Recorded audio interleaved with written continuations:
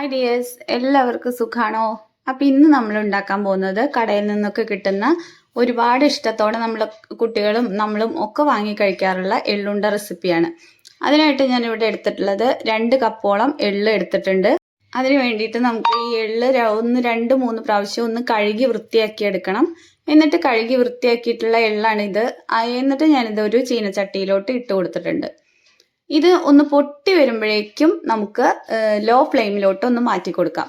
ചീനച്ചട്ടി നല്ല ചൂടിൽ വേണം നമ്മൾ എള്ള് ഇട്ട് കൊടുക്കാനായിട്ട്. അപ്പൊ എള്ള് കഴുകിയതിന് ശേഷം നമുക്ക് നനവോട് കൂടി തന്നെ ചട്ടിയിലോട്ട് ഇട്ട് കൊടുക്കാം കേട്ടോ. ഞാനിതിപ്പോൾ കഴുകി വൃത്തിയാക്കി ഉണക്കി വെച്ചിരിക്കുന്ന എള്ളാണ്, അതുകൊണ്ടാണ് അങ്ങനെ ഡയറക്റ്റ് ഇട്ട് കൊടുത്തിട്ടുള്ളത്. അപ്പോൾ ആ എള്ളൊക്കെ ഒന്ന് പൊട്ടി തുടങ്ങിയപ്പോൾ, നല്ലവണ്ണം മൂത്ത് തുടങ്ങിയപ്പോൾ ഞാൻ അത് വേറൊരു പാത്രത്തിലോട്ട് മാറ്റി കൊടുത്തിട്ടുണ്ട്.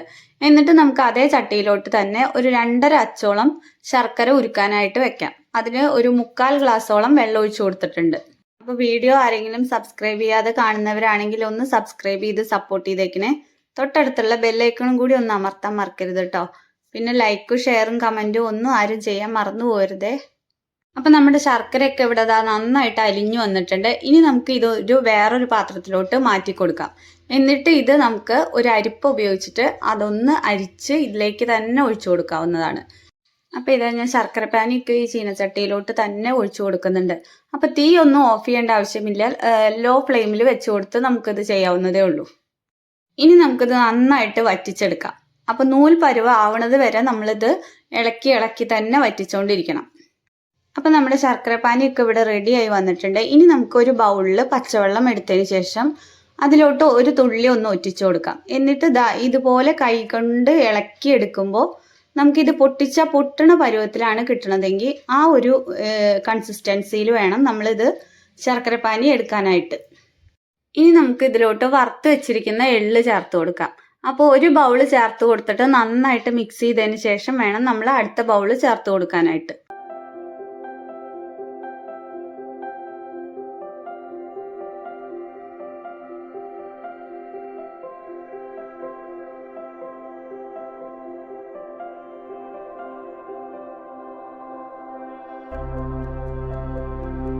ബൗള് എള്ള് ചേർത്ത് കൊടുത്തതിന് ശേഷം ഞാൻ നന്നായിട്ട് മിക്സ് ചെയ്തെടുത്തു. ഇനി നമുക്ക് അടുത്ത ബൗള് എള്ളും കൂടെ ചേർത്ത് കൊടുക്കാം. അങ്ങനെ 2 ബൗള് എള്ളാണ് ഞാൻ ഇതിലോട്ട് ചേർത്ത് കൊടുത്തിട്ടുള്ളത്. അപ്പം നമ്മൾ അതും കൂടെ ചേർത്ത് കൊടുത്തതിന് ശേഷം ഇത് നന്നായിട്ട് മിക്സ് ചെയ്തെടുക്കുന്നുണ്ട്.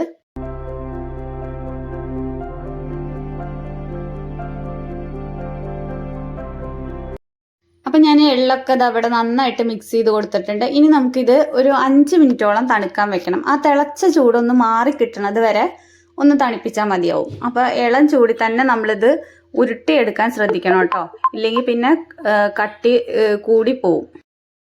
അപ്പം നമ്മുടെ എള്ളൊക്കെ ഇവിടെ അത്യാവശ്യം ഒന്ന് തണുത്ത് വന്നിട്ടുണ്ട്. വല്ലാതെ തണുത്താൽ പിന്നെ ഇത് ഉരുട്ടാൻ പാടായിരിക്കും, ഉരുട്ടാൻ കിട്ടില്ല നമുക്ക്. പിന്നെ നമുക്ക് ഇതുപോലെ കയ്യിലോട്ട് കുറച്ച് പച്ചവെള്ളം ആക്കി കൊടുത്തതിന് ശേഷം ചെറിയ ഉരുളകളാക്കിയിട്ട് ഇങ്ങനെ ഉരുട്ടിയെടുക്കാം. നന്നായിട്ട് അമർത്തി ഉരുട്ടിയെടുക്കണം. നല്ല ചൂടുണ്ടാവും. കുട്ടികളൊന്നും ഇത് ഉരുട്ടാതിരിക്കുന്നതാണ് നല്ലത് കേട്ടോ.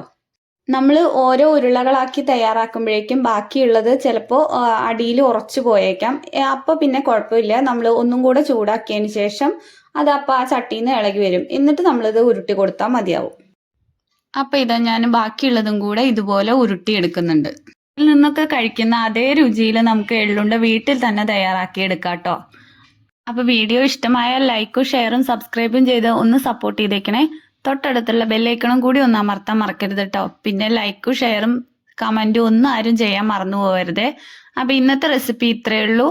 എല്ലാവർക്കും ഇഷ്ടപ്പെട്ടു എന്ന് വിശ്വസിക്കുന്നു. വീണ്ടും അടുത്തൊരു വീഡിയോയിൽ കാണാം. താങ്ക്